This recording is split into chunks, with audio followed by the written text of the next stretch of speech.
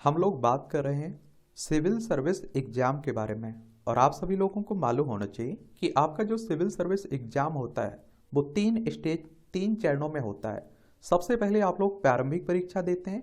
जब आप लोग प्रारंभिक परीक्षा पास कर लेते हैं, क्वालिफाई कर लेते हैं, तो आप मुख्य परीक्षा में पहुंचते हैं। और मुख्य परीक्षा पास कर लेते हैं, उसके बाद आप इंटरव्यू देते हैं, साक्षात्कार देते हैं। उसके बाद आपको कोई पद दिया जाता है, मेरिट लिस्ट बनती है और आपको कोई पद मिलता है। सिविल सर्विस एग्जाम के बारे में हम लोग बहुत सारी बातें कर चुका हूं। तो अगर आपका भी कोई डाउट है, कोई सवाल है, तो आप लोगों के लिए एक प्लेलिस्ट सूची बना रखी है, सिविल सर्विस एग्जाम की तैयारी कैसे करें। इसमें जो क्लासें पड़ी हुई हैं उसे जाकर आप लोग देख लीजिएगा। और मुझे लगता है कि आपके हर सवाल का जवाब बहुत ही आसान शब्दों में आप लोगों को वहां मिल जाएगा। अंतिम क्लास में आपने मुख्य परीक्षा में हम लोगों ने निबंध और 4 जीएस के जो पेपर होते हैं ना, उन पर बात की थी। उनका पैटर्न क्या है, उनका सिलेबस यानी कि पाठ्यक्रम क्या है, उस पर विस्तार से चर्चा कर ली थी। आज हमें 2 पेपर के बारे में बात करनी है और दोनों पेपर आपके मुख्य परीक्षा के हैं और एक क्वालिफाई प्रवृत्ति के पेपर हैं। इसमें केवल आपको पास होना होता है। कुछ नंबर आप लोगों को रखे गए हैं तय, उन नंबरों को लाना होता है।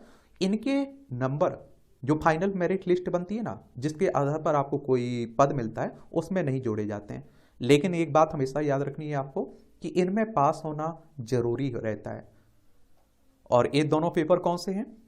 एक आप देखते हैं कि इंग्लिश का है और एक आप देखते हैं कि रीजनल भाषा आप लोग चुनते हैं ना, उसी की बात हो रही है। और इन्हें आप लोग एबी के नाम से जानते हैं या प्रश्न पत्र का और प्रश्न पत्र खा के नाम से जानते हैं। और इन पहला पेपर जो होता है, ये आप देखेंगे कि हिंदी या संविधान की 8वीं अनुसूची में शामिल कोई भी भाषा आप लोगों को उनमें से एक चुननी होती है। मान लीजिए आपने हिंदी चुनी हुई है, तो हिंदी में आप लोगों का पेपर रहेगा, हिंदी में आपको लिखना होगा। और इसीलिए कह रहा हूं मैं कि पुराने क्वेश्चंस पेपर कम से कम 3 से 4 साल पुराने देख लीजिएगा। आगे हम लोग तो देखेंगे ही, तो उससे आप लोगों को मालूम भी चल जाएगा कि किस तरह का पेपर होता है, किस तरह के क्वेश्चन पूछे जाते हैं।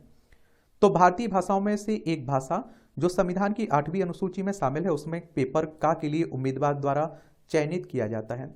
और यह प्रश्न पत्र अरुणाचल प्रदेश, मणिपुर, मेघालय, मिजोरम, नागालैंड और सिक्किम के रहने वाले उम्मीदवारों के लिए अनिवार्य नहीं होगा। इस पेपर का पूर्णांक 300 नंबर का रहता है और ये 3 घंटे का समय मिलता है आप लोगों को। इसके लिए कितना? 3 घंटे का समय मिलता है, 300 नंबर का रहता है। इसमें आप लोगों को क्वालिफाई करने के लिए 75 अंक निर्धारित किए गए हैं, यानी कि 25% आपको 300 नंबर में से लाना होता है। आप पास हो गए, अच्छी बात रहती है, बस। इसके कोई नंबर नहीं जुड़ते हैं आगे मेरिट लिस्ट में। चाहे आप 300 में से 300 ले आइए, तब कोई बड़ी बात नहीं है। लेकिन 25% यानी कि 75 नंबर से कम नहीं आना चाहिए, ये याद रखिएगा।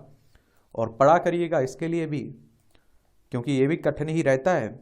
और इसके प्रश्नों का अगर हम लोग पैटर्न मोटे तौर पर देखें तो बोध गम्यता हो गई, संक्षिप्त लेखन हो गया, शब्द प्रयोग व शब्द भंडार, लघु निबंध, अंग्रेजी से भारतीय भाषा और भारतीय भाषा से अंग्रेजी में अनुवाद आता है।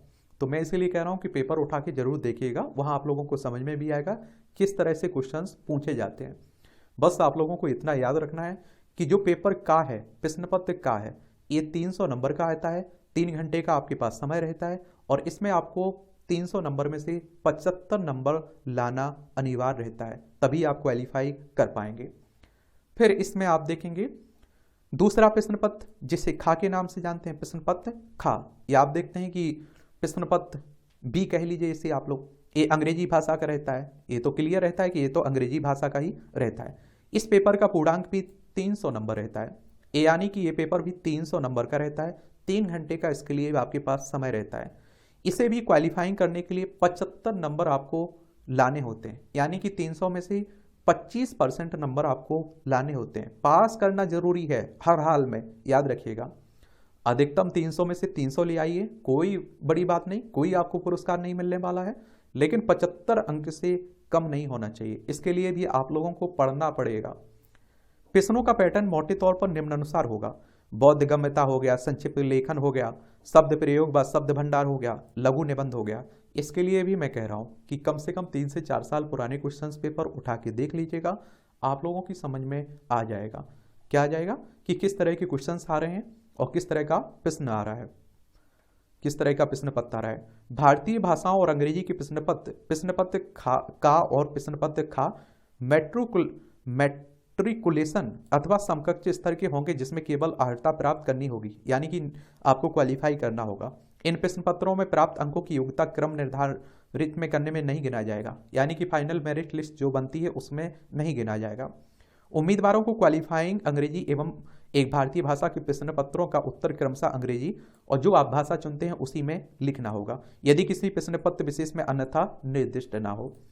सभी उम्मीदवारों के निबंध और आप देखिए सामान्य अध्ययन तथा वैकल्पिक विषय के प्रश्न पत्रों का मूल्यांकन भारतीय भाषा अंग्रेजी भाषा के उन अर्हक प्रश्न पत्र के साथ किया जाएगा, परंतु निबंध, सामान्य अध्ययन और वैकल्पिक प्रश्न विषय के प्रश्न पत्रों पर केवल ऐसे उम्मीदवारों के मामले में विचार किया जाएगा जो इन अर्हक प्रश्न पत्रों में न्यूनतम अर्हता मानकों के रूप में भारतीय भाषा में 25% और अंग्रेजी में 25% प्राप्त नहीं कर लेते हैं। इसका मतलब आपको समझ में आ गया कि अगर इसमें क्वालिफाई करते हैं तभी आपके आगे के पेपरों में विचार किया जाएगा, चाहे वो आपका निबंध का हो, सामान्य अध्ययन के चारों पेपर हो, वैकल्पिक पेपर हो, तो इनमें जरूरी है पास होना। ये आप लोग क्लियर समझ लीजिए। तो ये दोनों आप देखेंगे क्वालिफाइंग प्रवृत्ति के दोनों पेपर हो गए। अब बात बनती है ऑप्शनल सब्जेक्ट की, तो अगली क्लास में हम लोग ऑप्शनल के बारे में भी विस्तार से चर्चा कर लेंगे। एक पैटर्न आपको बता दूंगा किस तरह से सिलेबस रहता है। बाकी सभी का सिलेबस आपकी पीडीएफ के रूप में टेलीग्राम पर डाल दूंगा, वहाँ से आप लोग डाउनलोड कर लीजिएगा। और फिर हम लोग प्रश्न पत्र पर बात करेंगे, टॉपर्स की कॉपी है उन्हें भी हम लोग देखेंगे। आपका यहाँ कोई सवाल हो मेरे लिए, सुझाव हो तो आप लोग बता सकते हैं नीचे, और ज़रूर बताया करिएगा। आप लोग तैयारी करते रहिए, मेरी तरफ से शुभकामनाएं हैं, मेहनत करते रहिए लेकिन